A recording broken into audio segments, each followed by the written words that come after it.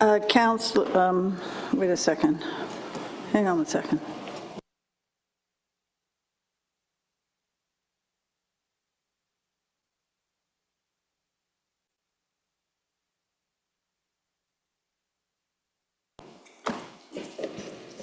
Sorry, everybody.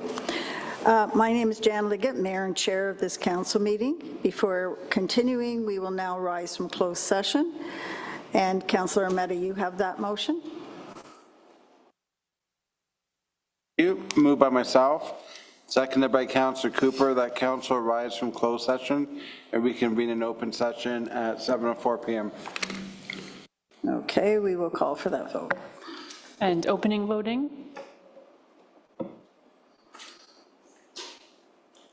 Closing voting. And that carries unanimously. During closed session, discussions occurred with council and staff related to a proposed land acquisition, a litigation update, and a confidential legal advice. Staff were provided with direction. Please note that City of Cambridge Council meetings are broadcast on the city's YouTube page and are archived on the city's website. It is imperative that we as City Council promote public participation using a variety of methods, including YouTube. On that note, our last council meeting had 295 views on YouTube and 8 delegations. For staff and delegates alike, please be sure that you stand 6 to 8 inches from the microphone at the presenter's podium for optimal sound quality. There is a remote at the podium you may use to advance your slides. In the event of an emergency, please evacuate council chambers using the nearest exit staircase. If you require assistance, please see our clerk staff. They will provide you with support to exit the facility. Once you have evacuated the building, please gather outside of City Hall in the Farmers Market parking lot and await further instructions. So it is now my pleasure to introduce council. We have Councillor Hamilton, Councillor Mehta, Councillor Kimpson, Councillor Roberts, Councillor Cooper, Councillor Schwery, Councillor Earnshaw, and Councillor Devine. We will now sing the national anthem, and if you are able, please rise and follow along.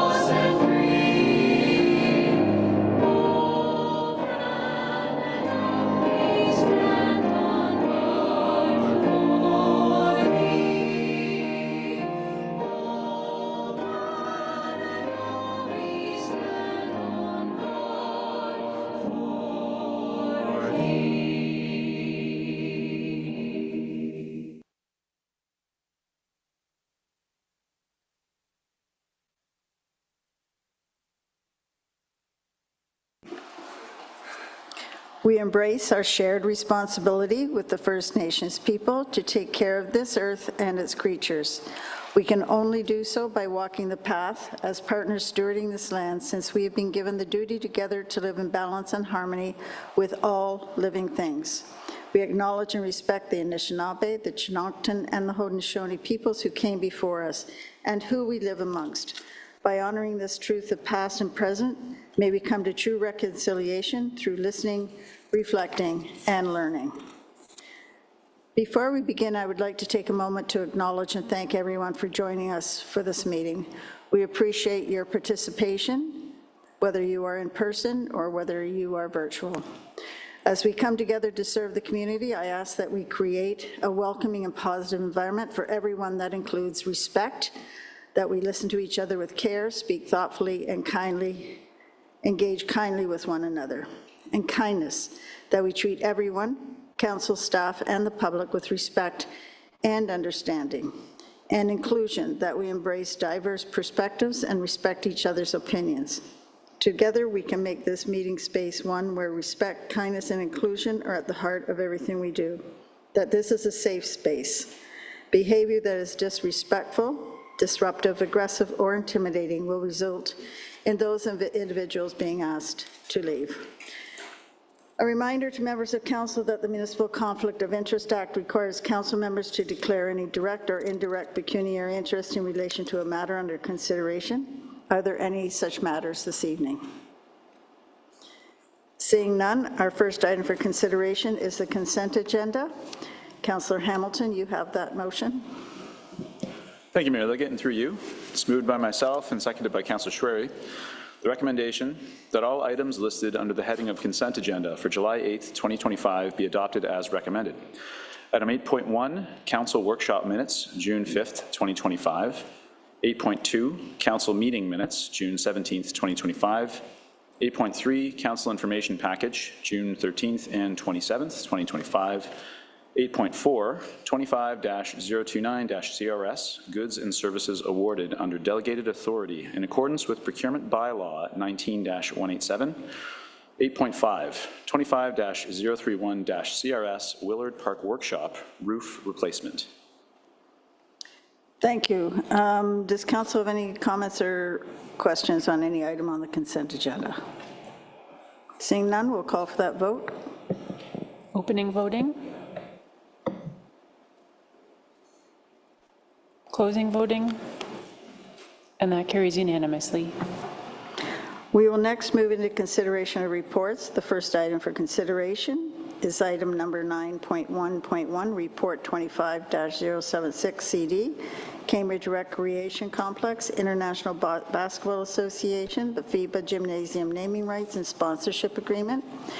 And I would like to take an opportunity here to thank Elements Engineering and your representatives that are here tonight. Robert Maroney, President, Syed Shabar, Director of Operations, and Kelly Dauphiné, VP of People and Culture. That's a great title, by the way. At this time, I'd like to welcome Shane Taylor, our Manager of Recreation, Placemaking, Capital Projects, for some comments. That's a long one. It is indeed. Thank you, Mayor Jan. And good evening, Mayor and Council. Thank you for this opportunity to have us here this evening. I'm proud to be here with these friends of ours to present the very first sponsorship announcement for the new Cambridge Recreation Complex in the south end of the city. This new 112,000 square foot complex will be the keystone of an exciting new joint use community hub with educational, recreational, and cultural activities for all ages. The City of Cambridge is looking to secure $18 million overall in sponsorships and naming rights from local philanthropic corporate leaders, to help offset both capital and operational expenses associated with developing the 4 state-of-the-art recreational facilities that we're working on right now. Cambridge Recreation Complex construction began in October of last year and is on track to be completed in the fall of 2026. This 32.5-acre joint-use campus, located north of Dundas Street South and Brampton Road, represents a cornerstone for community engagement and development. Back in February, Elements Engineering, an engineering company with presence in Cambridge, expressed interest in sponsoring the gymnasium at the new Cambridge Recreation Complex. As a leading engineering firm with a strong commitment to community engagement, they recognize the vital role that recreation facilities play in promoting health, well-being, and social cohesion. Today, I'm proud to present Elements Engineering, Inc., 5-year, $150,000 offer to sponsor the gymnasiums at the new Cambridge Recreation Complex. Elements Engineering, previously Safe Roads Engineering, is a privately held civil engineering consulting firm with offices located in Aurora, Kingston, and Cambridge. They're dedicated to delivering innovative, resilient infrastructure solutions for municipalities and regions across Ontario. As the naming sponsor of the gymnasiums, they will receive signage acknowledgement in or in proximity to the named space and will be able to participate and be recognized during the grand opening ribbon cutting of the facility. This sponsorship will help create a state-of-the-art facility that will serve and inspire future generations, which is great for our community.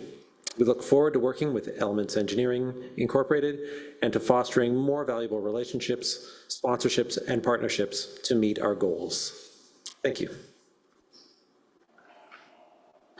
I don't think there's any questions on this one here, so it's absolutely my pleasure and council's pleasure to move forward with this motion. And Councillor Hamilton, you have that motion?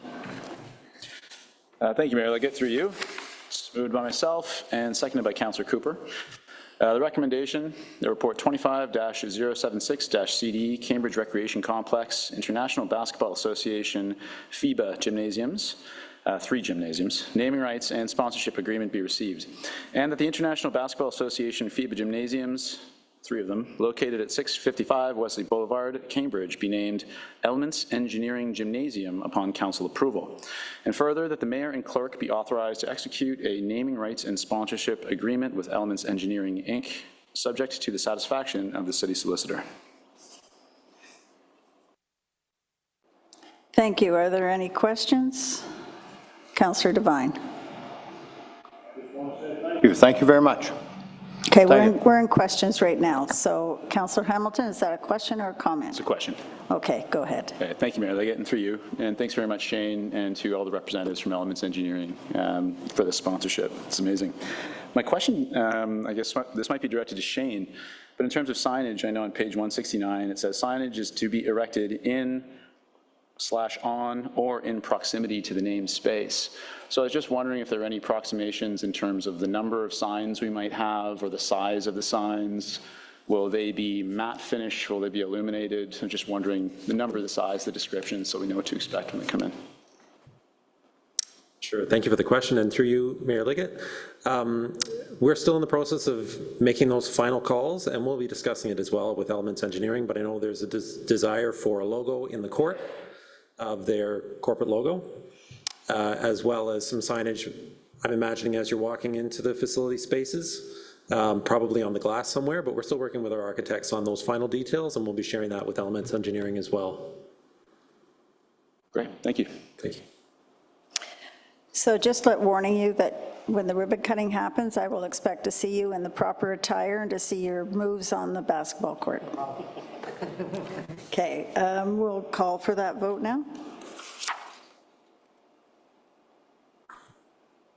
Opening voting. Closing voting, and that carries unanimously. So we're just going to pause the council just for a moment while we do the presentation of the check.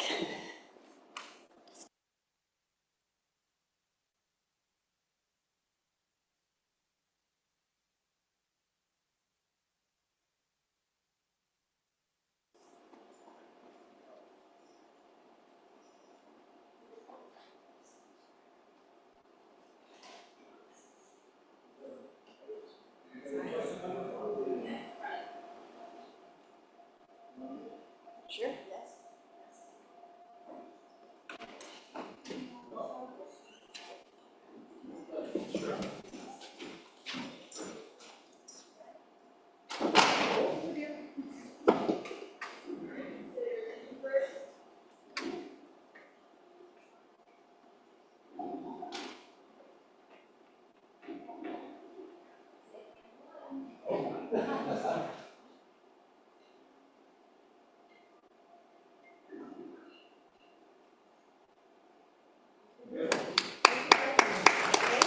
So maybe perhaps one of you wants to speak to why you like to sponsor things, your thoughts on community and involvement in the community. I think that would be appropriate here. We have the media here who can take quotes from you as well. Okay. Well, my name is Robert Maroney. I'm president of previously Safe Roads Engineering, now Elements Engineering. As Shane mentioned, we're privately held, family orientated. I'll have to say that my involvement at Cambridge basketball as a relatively new resident of Cambridge, my kids play basketball, I'm heavily invested in basketball. I'm a board member of Cambridge basketball, and I've got to run to a meeting of Cambridge basketball, which I'm late for. But when the opportunity arose, it didn't take long for our organization to make a decision on this. This was a no-brainer for, I think, a catchment that is growing, that you can see the investment from council in the investment. I think there's no better investment than investing in the youth, and there is no better way than education and sport. So we were delighted to be part of it, and it's our honor to be part of it. So I hope it continues. Thank you. It's a pleasure to have you on board as a partner in helping our youth stay involved in sports and community. Thank you. Okay, thank you, Mark. Okay. Okay.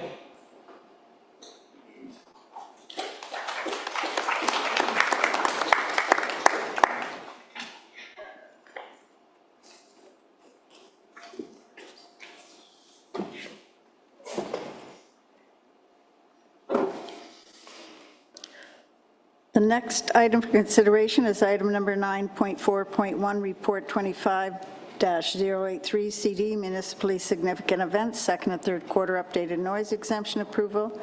And Councillor Kimson, you have that motion? Thank you very much, Mayor Jan. Moved by myself and seconded by Councillor Roberts. Recommendation that Report 25-083-CD, Municipal Significant Events, second and third quarter updated noise exemption approval be received, and that the requests identified in the report 25-083-CD be approved. Are there any questions? Seeing none, any comments? Seeing none, we'll call. And opening voting.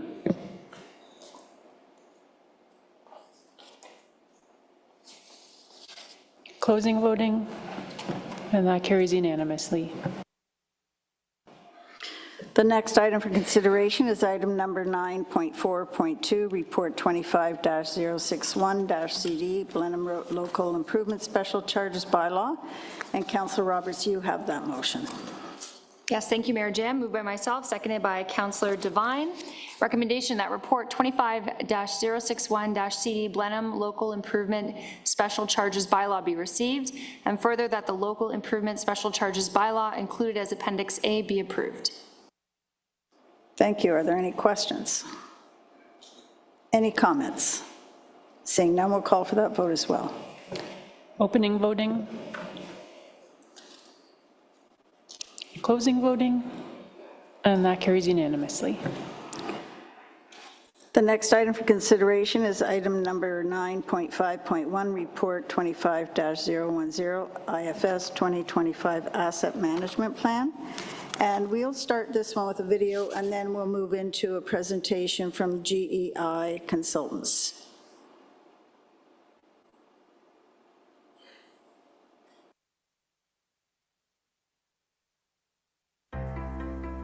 The City of Cambridge is planning today for a stronger tomorrow. From the pipes that bring water to your tap, to the roads you travel, and the parks your kids play in, the city owns more than $4.8 billion in infrastructure assets. We also operate and maintain assets that are owned by the region of Waterloo. Over time, these assets naturally age. As they age, the cost of upkeep increases, and the risk of failure grows. Eventually, even the best maintained assets reach a point where replacement is the most cost-effective option. The city's Asset Management Plan, or AMP, identifies needs for the growing community as well as replacing existing infrastructure, along with a long-term financial strategy. The city's strategic priorities for investment include heritage preservation, accessibility compliance, or infrastructure for everyone, protecting the environment, and climate adaptation. The city improves and expands existing assets and builds new ones to meet the needs of a growing community. The AMP helps us make smart, evidence-based decisions about when and how to invest in our assets, balancing cost, service quality, and risk. There are 5 key components of an AMP: state of the infrastructure, levels of service, risk management, life cycle planning, and financial strategy. As well, the province of Ontario requires all municipalities to adopt detailed plans by 2025, showing how they'll manage every asset class over the next decade. This is outlined in Ontario Regulation 588/17. The city's AMP outlines the process and practices to get the greatest value from our assets. This includes an inventory of all city-owned assets, their current condition, life cycle forecast, projected growth, annual cost, replacement needs, and a financial strategy. It also identifies a challenge: the infrastructure gap, the difference between what we need to spend and what we currently budget. To close the gap, we need a sustainable financial strategy that uses a mix of taxes, fees, reserves, sometimes debt, and grant assistance from other levels of government. The city's infrastructure affects everything from your daily commute, access to recreation amenities, emergency response times, to how your family and future generations experience the city. An effective AMP guides the city and council to deliver affordable and sustainable services, ensuring our assets keep serving us today and for generations to come. Want to learn more about the Asset Management Plan? Visit us online. Together, we can build a stronger, more sustainable future for all of us.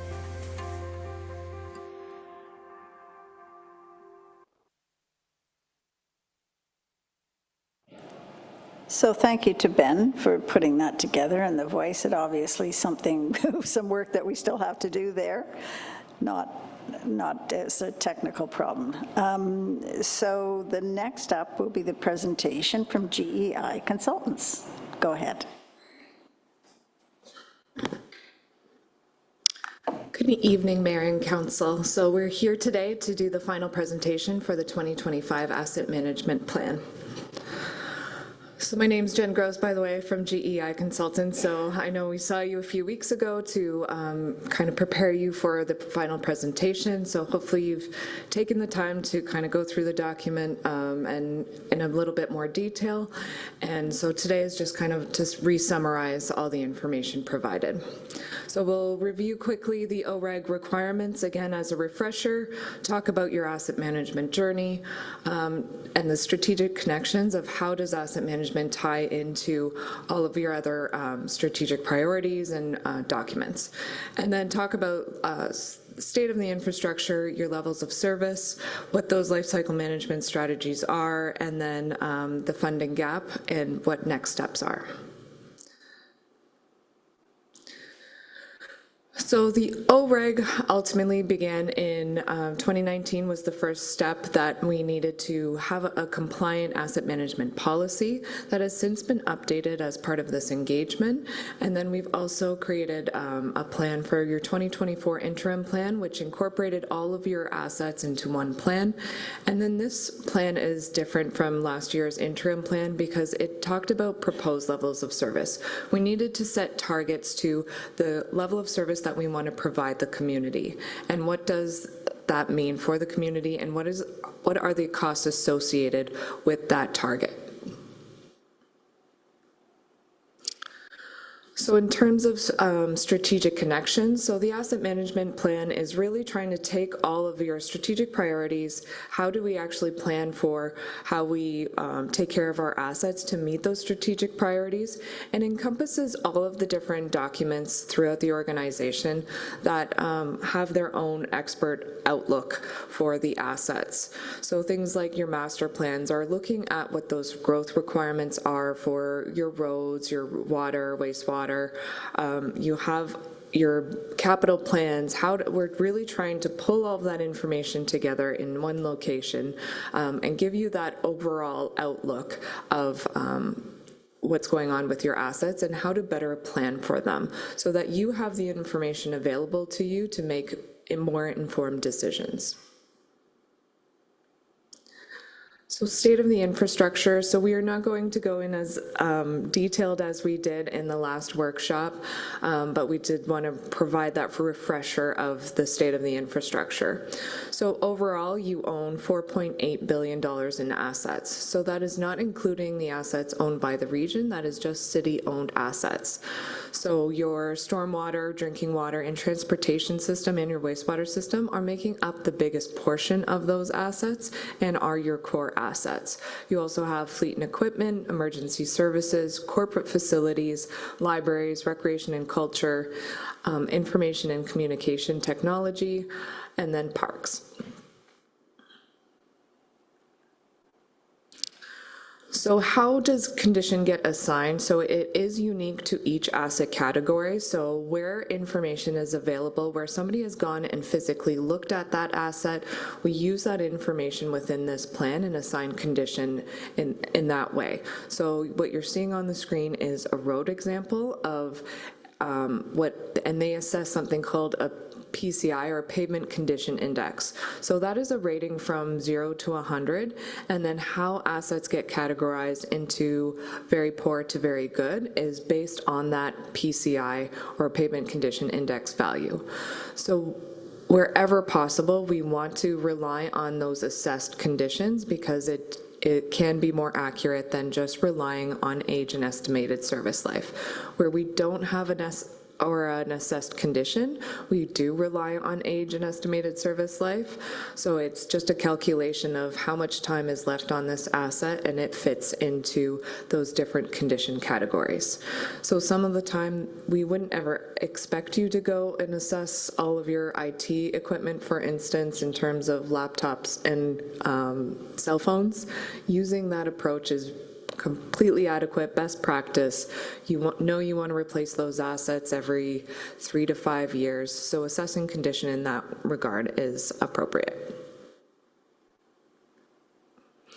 So for your utility assets, you can see the breakdown. So your utility assets include your stormwater assets, wastewater, and water. So you can see the breakdown between the different systems on that right-hand side, and then everything combined is within that donut graph. So within the asset management plan, they do have their own appendices, so you can see more detailed information into, oh, there's the screen. Sorry, I didn't have the screen on this one. So you have $2.7 billion in utility assets. For remaining assets, you have about $2 billion. So, transportation falls under core assets in terms of what is defined as a core asset as per the regulation, but we do acknowledge that all assets within the community provide valuable services. So although the regulation defines what's a core and non-core, it doesn't mean that these are not important assets. All of these important assets provide value to the community and provide services as well.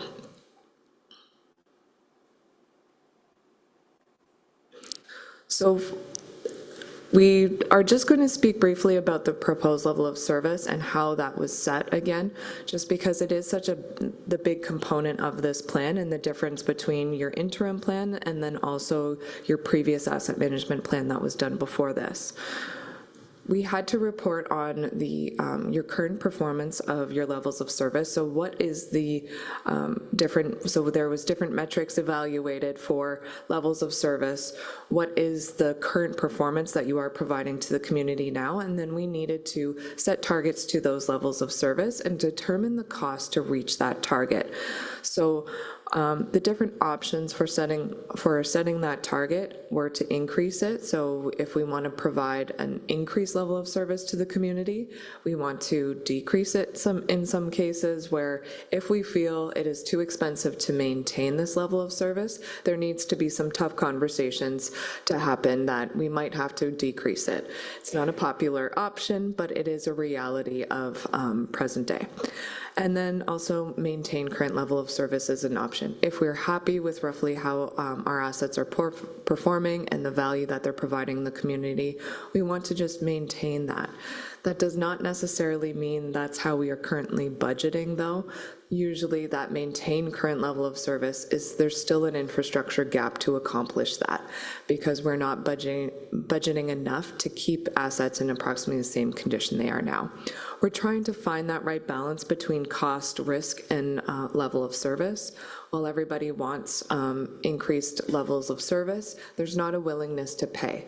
So I'm sure everybody in this room has felt that very deeply, and that is a major consideration of this asset management plan going forward, that we do need to try to continue to find that right balance.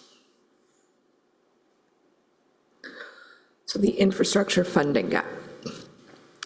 So your total capital gap is 25.9 million. So that is including your 3.2 million for your utilities, 20.5 for your tax supported assets, and it also includes 2.2 million in growth funding. So for your utilities, so some of the opportunities that we see to address that gap are reviewing your utility rates. You have recently adopted that stormwater rate, continue to build that out, and then leveraging that as a way to support that gap. For your non-utilities, just to support growth is 2.2 million. So that's going to be addressed through the parkland dedication bylaw and review of your development charges, and then grants, debentures, and sponsorship. So that was a perfect kind of lead into today's meeting, is that you have that sponsorship opportunity. It's provided you that revenue. That's a great source that, you know, you're not hitting the taxpayer with. So the fact that you guys are going out and actively pursuing those opportunities is a great thing for the community. And then for service improvements and renewals, you have 20.5 million. So that's including needs for infrastructure renewals. So the opportunities to address that gap are your infrastructure renewal fund. You're going to continue to leverage that and incrementally increase what that revenue is, so that you have that money available to you and levels out some of those highs and lows. Also continuing to go after grants. Using debentures is an option for you. Sponsorships where available, and then the review of your rates and fees again. So the operating gap is 9 million, so that is required to support growth in infrastructure. So some calculations have been done to look at how much you're currently spending in operations, looking at the amount of assets coming online that are growth, and determining if we just want to, you know, maintain what we're doing in terms of operations and keeping our assets in good working order. You also need an increase in operations. So that's specifically to address the recreation complex, your library branch, the expansion of Station 4, and then the cloud migration strategy. So the financial strategies to fund, so they are planned to be funded through the 2026 and 2030 operating budget and forecast. So on top of this, this is kind of speaking to what those financial opportunities and strategies are that will be to address that gap, but there's also going to be your non-financial strategies. You have a strong asset management team that is continuing to evolve and mature your asset management program to make sure that we are decreasing these expected costs wherever possible. You have, and then continuing to work through your levels of service targets, continue to prioritize your assets and asset management practices, always keeping up with your asset management data and your systems. So again, making sure you're collecting that condition data. It's sometimes a costly endeavor to collect that information, but it really does provide value. And then any efficiency measures and lower cost alternatives will continue to be explored. And then community engagement helps in the sense of having the public understand the needs and understanding that level of service that's expected, having those, again, those tough conversations at different levels.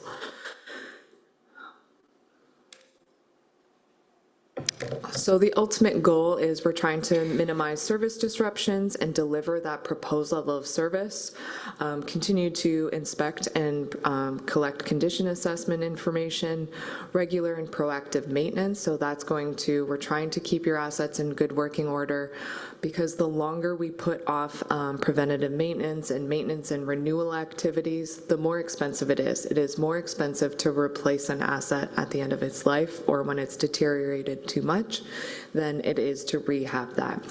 So resurfacing a road, for instance, if we don't resurface that road enough, you're going to degrade the base of the road. And instead of just resurfacing, you have to completely reconstruct that road and dig down more, fix the base, and do a lot more work. It's a much costlier endeavor than doing those resurfacings. Also, risk-based renewal and replacement. So that's something that your asset management group is continuing to work on. And then decommissioning of assets. Again, there's a lot of uncomfortable conversations that need to happen. It is an option available to you. So for facilities that are no longer in use, if they have degraded, these are all options of, instead of, continuing to maintain this facility and keep it on our register, maybe it's something that we need to let go of or decommission. So you can't always do that, but where it is an option for you. And then planning for future growth. So as you continue to expand Cambridge, continuing and staying up with those master plans, your development charge studies, making sure that you are funding growth appropriately and recovering as much from growth as you can, and by keeping up with those studies. So next steps is the asset management plan is required to be published on the website and available to the public. And then the OREG requires you to do an annual update of the progress implementing your asset management plan. So what that looks like for Cambridge will be worked out by your staff, but the goal of this item, why the reg is requiring this, is to keep this information current and top of mind so that you are continuing to have this asset management conversation. We don't want to have this just every 5 years when the whole plan is due for a refresh. We want to keep talking about asset management. And then continual improvement. There's an improvement in monitoring section of next steps that you can take. Where can we further mature our asset management program? And then in terms of the financial strategies, so that will be addressed through the budget process for council approval.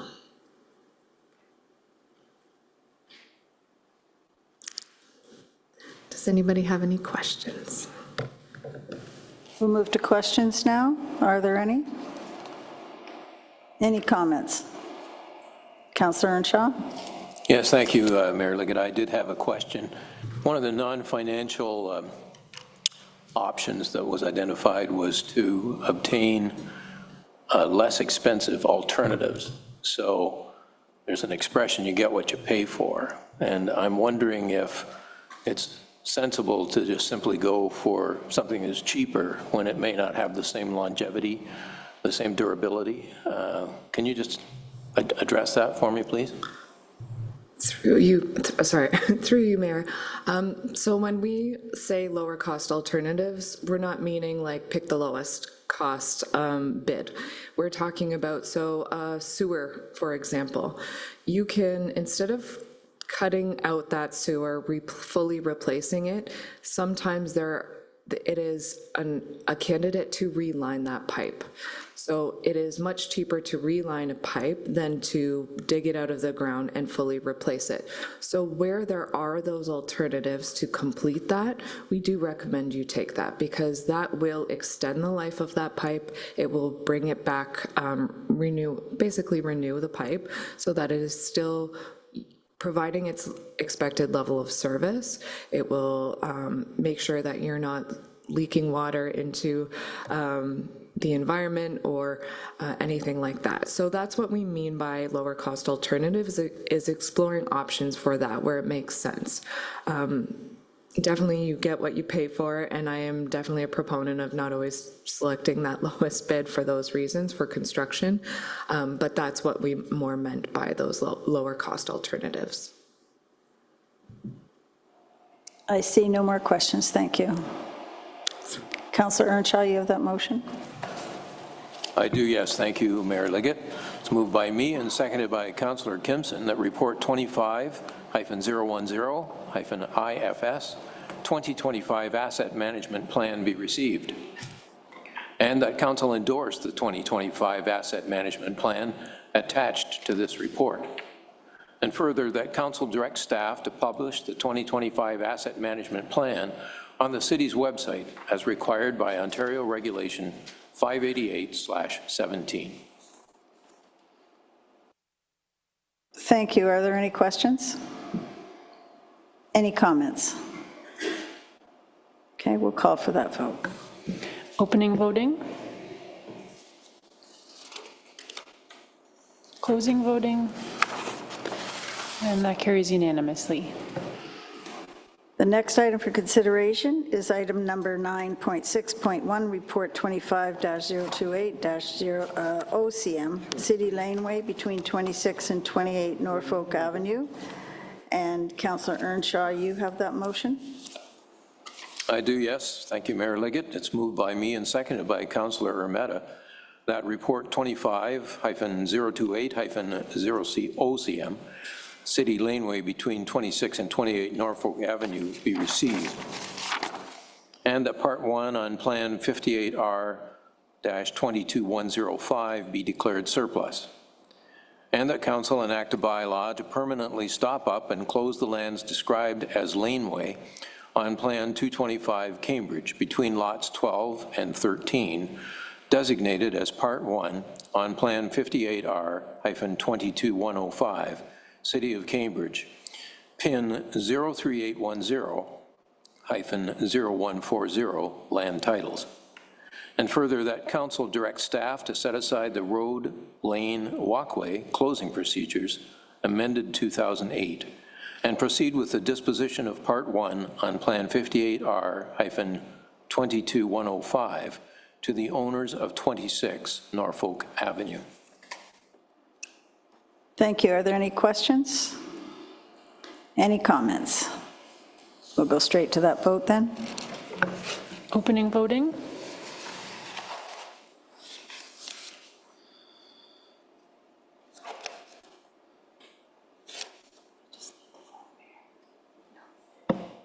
And closing voting. And that carries unanimously. Moving on to other business, does any member of council have any other business they wish to bring forward? Perhaps the success of the Hespeler Music Festival?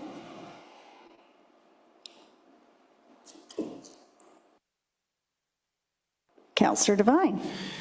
Well, Mayor Liggett was at the Hespeler Music Festival and did a great job of communicating with her constituents. But my hat is off to the people that ran the festival. They've been running this for 20 years. And there's been a few years the weather's been a little suspect. The weather held out this year, and it was great attendance. And in the morning, earlier in the day, around lunchtime, they'll run a children's music program. And then about 3 in the afternoon, they roll that over for adults. And we had a very, very good turnout for that music festival.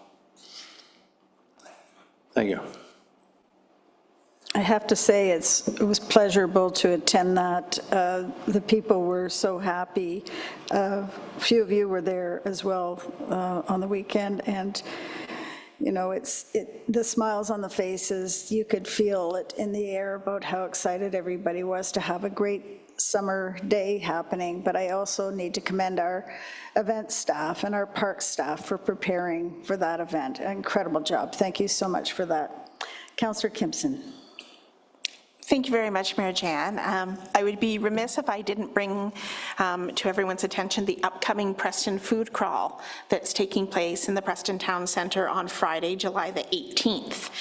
We've got a couple changes for this year.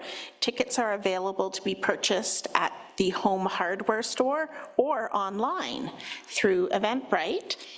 We are offering a licensed area with our local Wavemaker brewery, and we will have live music in the Central Park gazebo. So we're really looking forward to having a good turnout and having everybody come out and celebrate our community.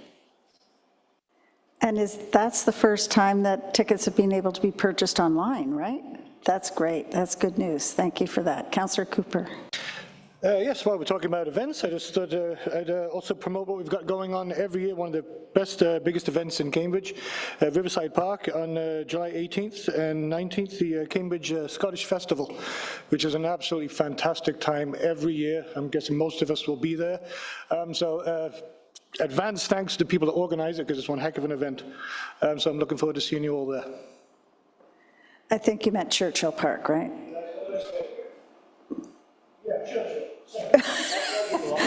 Just so we don't have a pile of people going to the wrong park tomorrow. Okay. Okay, great. Thank you for that. Our next order of business is the motion to receive. Oh, wait a minute. Yes, sorry. It's a motion to receive. May I please have the mover, Councillor Devine, you have that motion. Yes, thank you. Moved by myself, second by Councillor Kimson, that all presentations and correspondence from the July 8th, 2025 council meeting be received. That's a tough motion to make. Very difficult. Thank you. So we will now have the vote on that. Opening voting. Closing voting. And that carries unanimously. Next order of business is a consideration of bylaws, and so Councillor Schwerer, you have that one. Thank you, Mayor Leggett. Moved by myself, seconded by Councillor Roberts, that the following bylaws listed under the heading of Introduction and Consideration of Bylaws be enacted and passed. 24-039, being a bylaw to impose special charges for local improvements in relation to certain lots fronting on Blenheim Road.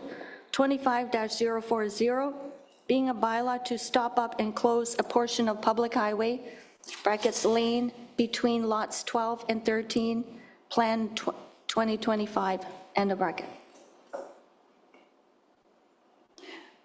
Were you saying 24-039 and 24-040? Just to correct that, if that's what you... I don't remember, maybe. Okay, just so we catch that, it's a housekeeping thing. Okay. We will now go for that vote. Opening voting. Closing voting. And that carries unanimously. Next order of business is the confirmatory bylaw, and Councillor Mehta, you have that vote. Well, thank you, Mayor Jan. Moved by myself, seconded by Councillor Roberts. That bylaw 25-041, being a bylaw to confirm the proceedings of the Council of the Corporation of the City of Cambridge be passed. Thank you. And we will have that vote as well. Opening voting. Closing voting. And that carries unanimously. So now we've reached the end of the agenda, and tonight we've done some really good work and passed some very good items going forward. So the final order of business is the close of the meeting. And Councillor Devine, you have that one once again this meeting. Yes, this is a challenge. Moved by myself and second by Councillor Cooper that the council meeting does now adjourn at 7:52 p.m. And the final vote. Starting voting. And closing voting. And that carries unanimously. Good night, everyone.